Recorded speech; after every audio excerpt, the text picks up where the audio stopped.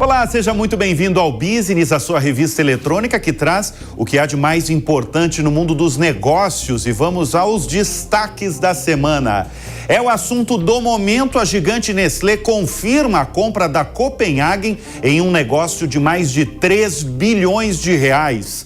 Sobe e desce na bolsa. O mercado financeiro reage após o rumor de uma provável fusão entre a Mobile e a Tok Stock. Poderoso Ozempic, a farmacêutica Novo Nordisk se torna a empresa mais valiosa da Europa, avaliada em 425 bilhões de dólares. A greve de Hollywood, Warner Bros. Reduz estimativas de lucro e adia filmes devido à paralisação dos roteiristas. Plano de assinatura sem anúncios para o Facebook e o Instagram. Gostou da ideia? Essa é uma das novidades da Meta. Eu sou Bruno Meyer e o Business está no ar.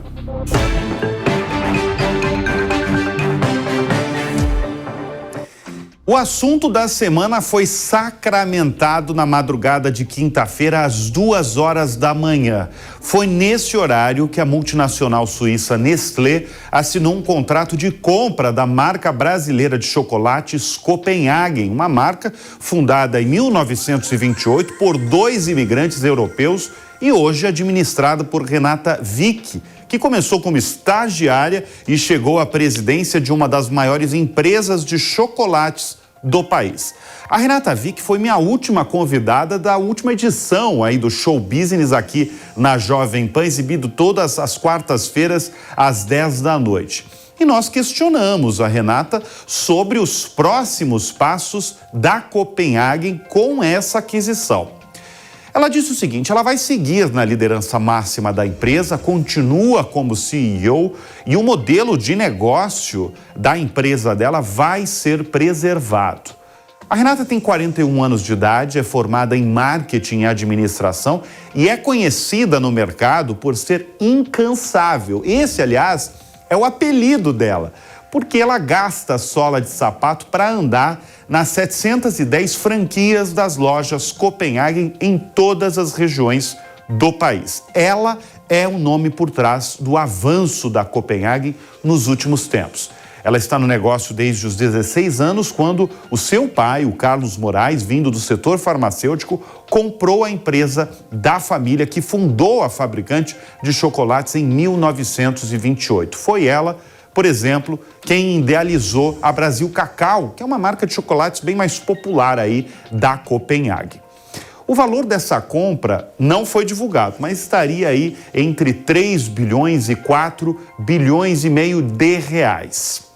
A Copenhagen, na verdade, ela já tinha sido comprada em 2020 pela gestora americana Advent, que buscava uma forma de sair do negócio. A ideia, inclusive, de uma abertura de capital na Bolsa Brasileira, um IPO, chegou a ser cogitada pelo tamanho do negócio. O grupo CRM, que é dono da Copenhagen e também da Brasil Cacau, deve faturar 1 bilhão e 700 milhões de reais neste ano.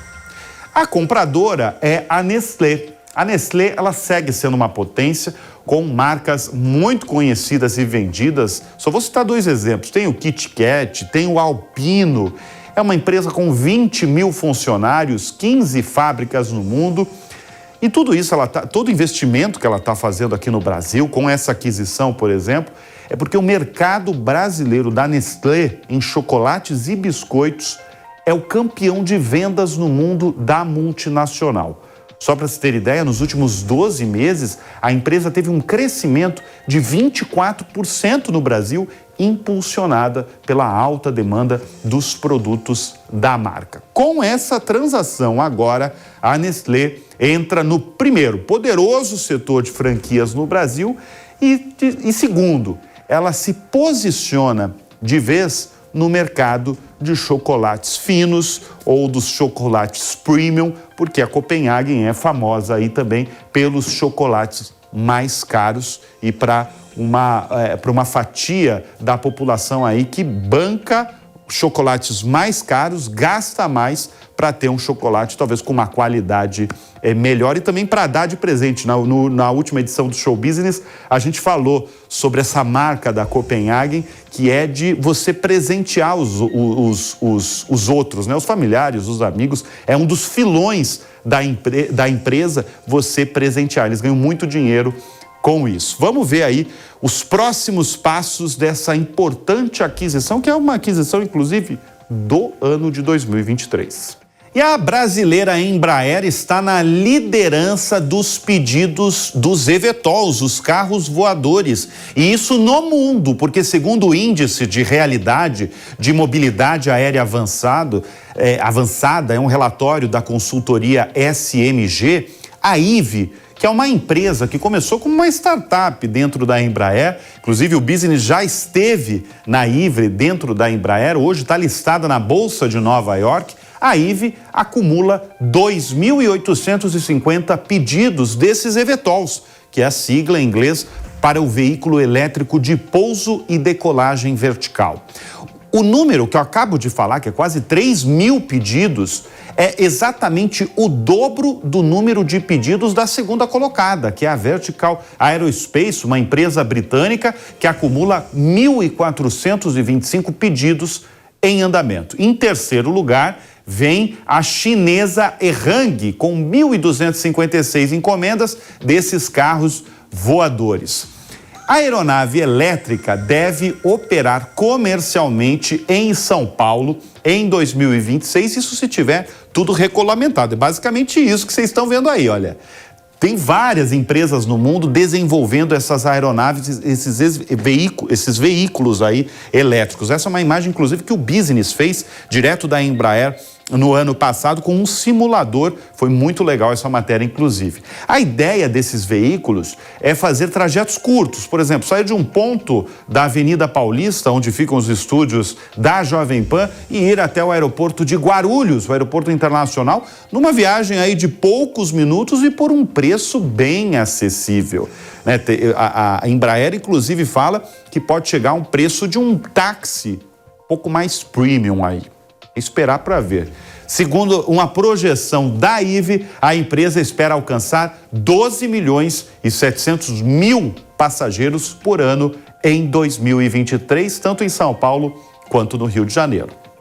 Girando o assunto aqui no Business, a Warner Bros. Cortou as estimativas de lucro para este ano devido à greve de Hollywood, que se arrasta por muito mais tempo do que o esperado. A dona da HBO, da DC Comics, entre outros canais e estúdios, previa que a paralisação estaria resolvida até o início de setembro, mas não há sinal de que isso vai acontecer. A empresa agora projeta um resultado entre 10 bilhões e meio, 11 bilhões de dólares no ano. Isso representa meio bilhão a menos na comparação com as estimativas anteriores. A greve fez com que a gigante do entretenimento adiasse para março do ano que vem o principal lançamento do segundo semestre, que é o filme Duna, parte 2. Num efeito cascata, aí também foram adiados os longas Godzilla e o novo Senhor dos Anéis. Em um comunicado, a Warner Bros. Informou que continua a trabalhar de forma diligente com outros estúdios uma resolução da greve dos roteiristas e atores de uma maneira que seja justa aí para a empresa e valorize o trabalho deles. Para falar mais sobre isso, eu recebo agora no Business o estrategista-chefe da corretora digital Avenue, o William Castro Alves. Olá, William, sempre um prazer recebê-lo aqui no Business. Olha, essa paralisação, pelo visto, não tem data para acabar, né? Como é que essa queda, Will, nos lucros da Warner pode impactar no mercado de investimentos? Seja sempre bem-vindo aqui no Business. Boa, Bruno, obrigado pela oportunidade de estar aqui falando, e é legal para mostrar como as coisas que acontecem aqui nos Estados Unidos, elas acabam ecoando no mundo inteiro, né? E eventualmente muitos dos programas que os brasileiros assistem podem ter aí, vão ter que continuar assistindo reprise somente, né? De fato, é uma greve que já se arrasta desde maio. Ela começou em dia 2 de maio com os escritores e depois no dia 14 de maio com os atores. E de lá para cá se teve muita reunião e não se chegou até agora a um acordo. E obviamente que isso afeta especialmente as ações da Warner Discovery, mas também o setor como um todo. Do ponto de vista assim, de investimento, as ações da Warner só não sofreram mais pelo sucesso da Barbie, né? Barbie e Oppenheimer basicamente salvaram esse ano da Warner, que por conta da greve estima aí perder entre 300 a 500 milhões de dólares somente esse ano. E conforme tu falou, de fato, por hora a greve não tem data para acabar, né? E isso é um problema que pode continuar aí pesando sobre as ações, especialmente agora que se passa o verão do hemisfério norte, né? E você volta, digamos, com novas temporadas, com novos programas, enfim, especialmente já para pegar outono e inverno, onde as pessoas também ficam mais em casa, né? Acabam assistindo mais. E olha, se não chegar a um acordo, vai ter que ficar na reprise mesmo, né? Vamos explicar ao nosso espectador que pegou assim rapidamente dessa greve, ou sabe pouco, o que os roteiristas, os atores alegam e qual está sendo aí a resposta desses grandes estúdios e grandes empresas do entretenimento, como é o caso da Warner Bros. A gente está citando o caso da Warner Bros, que é a notícia mais recente, que ela está aí adiando filmes por conta dessa greve. Mas explica para o nosso espectador, Will, você que acompanha realmente todas essas grandes empresas, o que eles alegam e o que o outro lado está respondendo. É verdade, já não é de agora que eles vêm reclamando, né, os atores, e aí obviamente quando a gente fala, a gente tá falando das grandes estrelas de Hollywood, né, mas é de uma maior participação em lucros para os atores que fazem grande parte, digamos assim, da participação em filmes ali, né, você precisa de um contingente bastante grande de pessoas que contracenam ali, né, com as estrelas de Hollywood. O que eles pedem, né? Eles pedem maior participação nos lucros, pagamentos em geral melhores, mudança na forma também como a inteligência artificial vai sendo usada na indústria do entretenimento. E esse é um ponto polêmico, eu diria, né? Porque a inteligência artificial, ela parece que ela vem entrando cada vez mais em diversos, e tende a entrar cada vez mais em diversos aspectos da nossa vida, e no cinema também não é diferente. Então, ao invés de você precisar de muitas pessoas para fazer, eventualmente, uma cena que tenha um local cheio, você consegue criar isso de forma artificialmente cada vez mais, de uma forma que cada vez mais fique perfeito.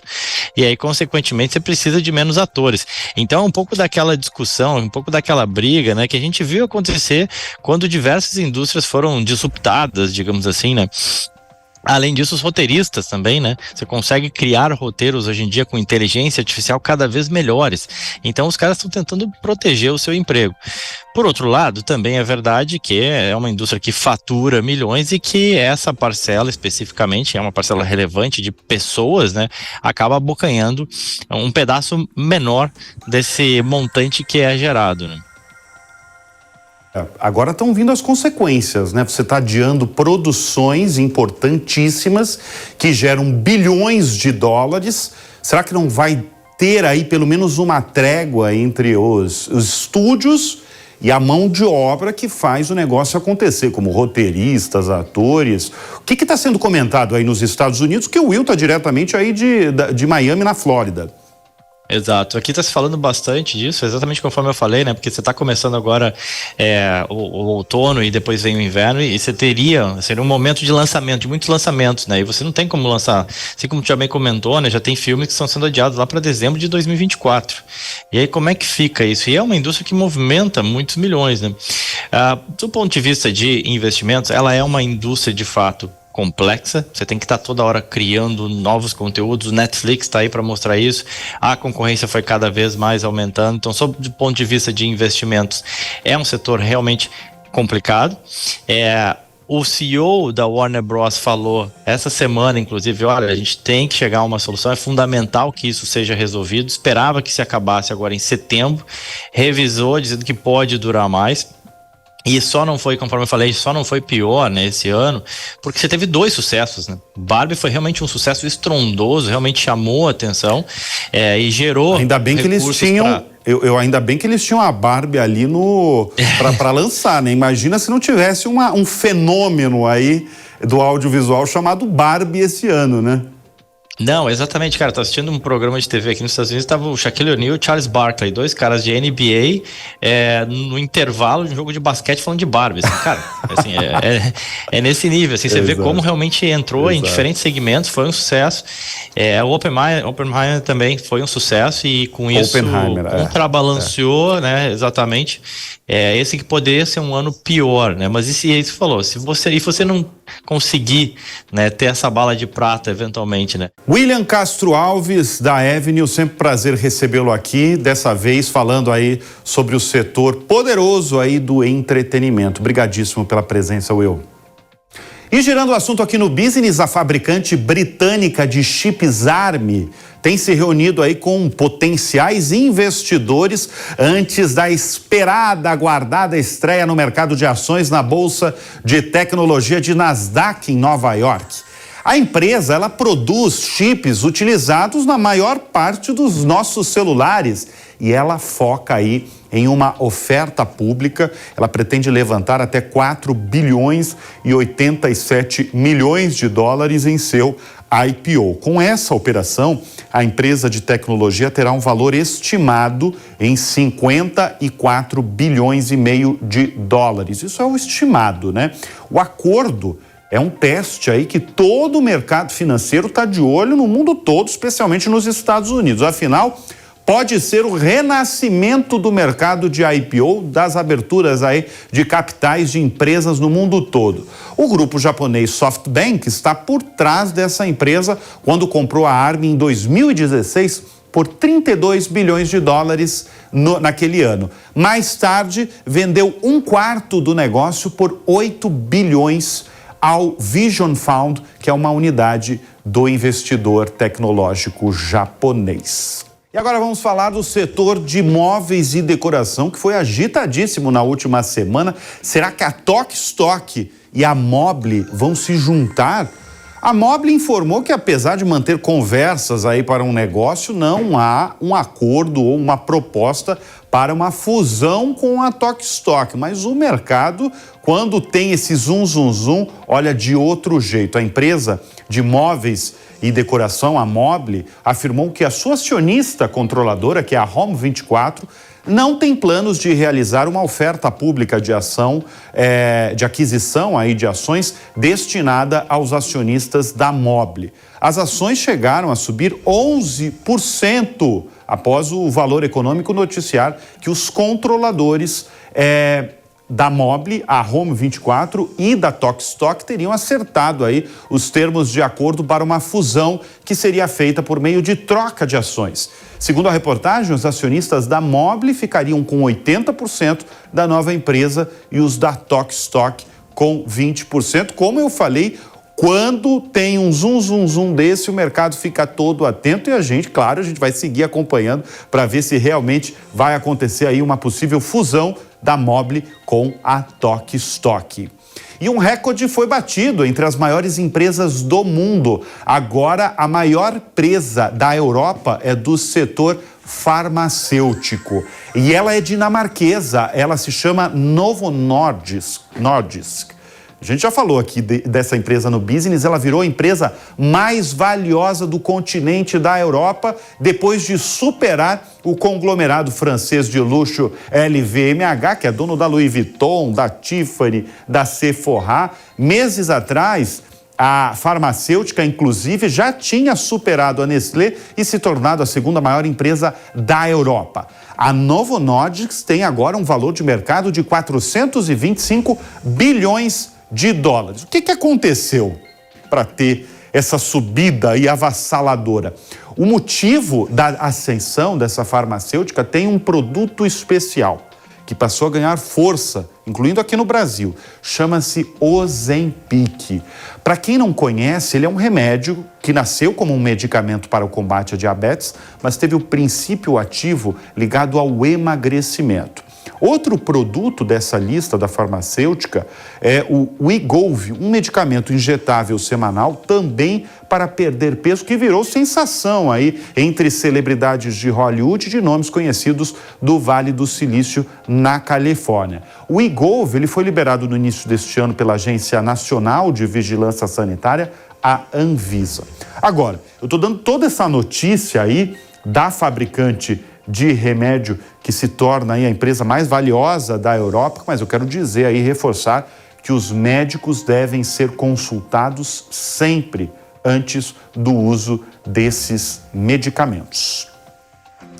E agora um acordo de gigantes, porque a brasileira AES Brasil vai fornecer para a Microsoft, num prazo de 15 anos, a energia renovável gerada a partir do complexo eólico Cajuína, que está em construção no Rio Grande do Norte e entra em operação em 2023. Segundo a empresa brasileira, foi investido R$1 bilhão no projeto, que terá 154 megawatts de capacidade eólica instalada, o que seria suficiente para gerar energia para 250 mil residências e assim evitar a emissão de mais de 28 mil toneladas de gases de efeito estufa por ano. Esse é o primeiro contrato no Brasil entre essas duas empresas e expande um relacionamento global para o fornecimento de energia renovável já existente, afirmou a Microsoft. Para Tânia Conceitino, que é presidente da Microsoft no Brasil, essa iniciativa está diretamente conectada ao compromisso global da companhia de ser carbono negativo até 2030. E você sabe que grandes oportunidades não batem a porta todos os dias, mas hoje a New Cursos tem uma novidade que pode mudar a sua vida profissional. Imagine ter um salário acima de R$10 mil. Parece incrível, não é? Agora você pode conquistar isso com uma das 3 opções de formação que a New lançou. Você pode se tornar um especialista em Excel e Power BI, aprender a dominar o desenvolvimento back-end Java ou explorar a engenharia de dados Big Data.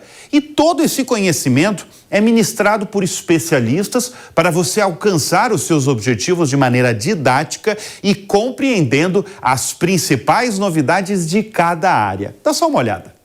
Você está pronto para alavancar sua carreira e se tornar um especialista? Com as novas formações da New, desenvolvedor back-end Java, engenharia de dados e especialista em Excel e Power BI vão te levar do zero ao avançado, possibilitando vagas com média salarial acima de R$10 mil.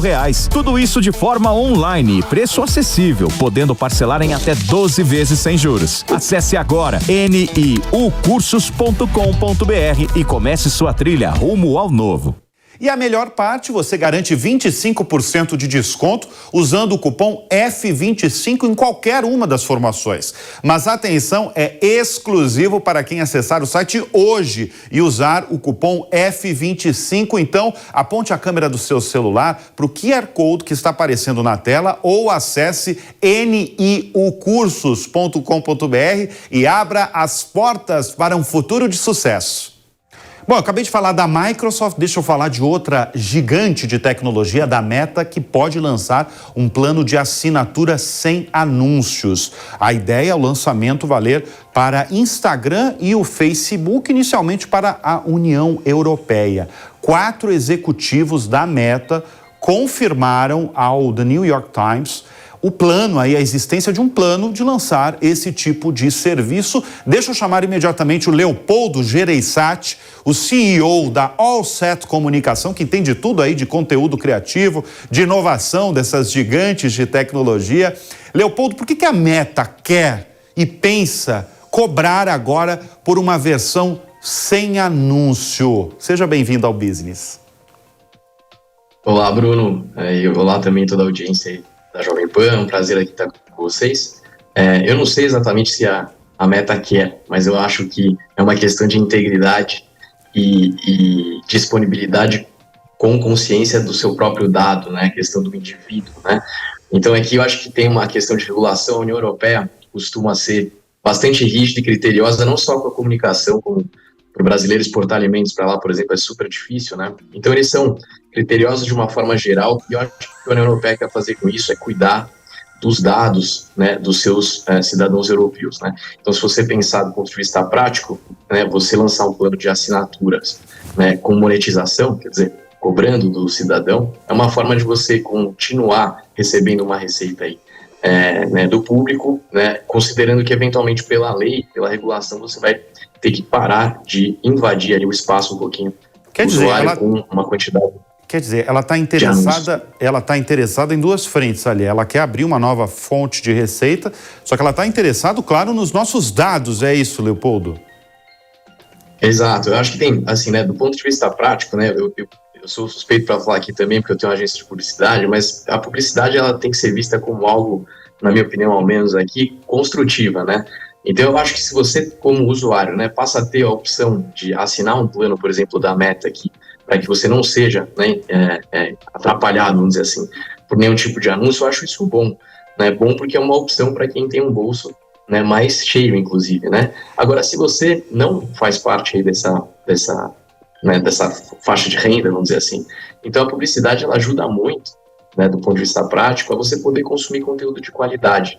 Leopoldo, quando eu vi a primeira vez essa matéria aí do New York Times falando desse plano aí da Meta, eu lembrei imediatamente da Netflix, que a Netflix já lançou inclusive um plano de pagar menos assinatura, do usuário pagar menos, um plano de assinaturas, mas oferecendo propaganda. No caso da Meta é uma coisa bem diferente, né? São outras ideias aí que ela tem, né? Acho que a primeira questão aqui, Bruno, é a questão regulatória. Acho que essa é a mais importante para a gente trazer nessa conversa, tá? A União Europeia é super criteriosa, né? Acho que no mundo talvez a mais, nesse sentido de cuidar do cidadão europeu.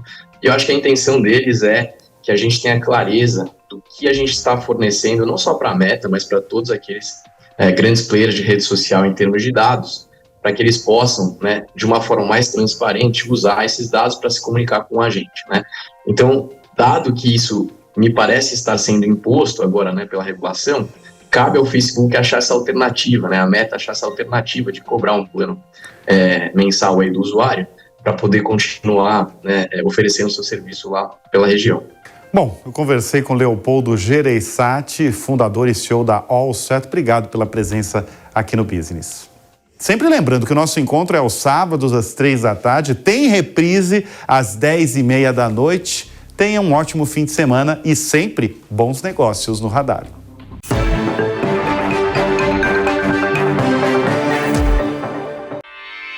Realização Jovem Pan News.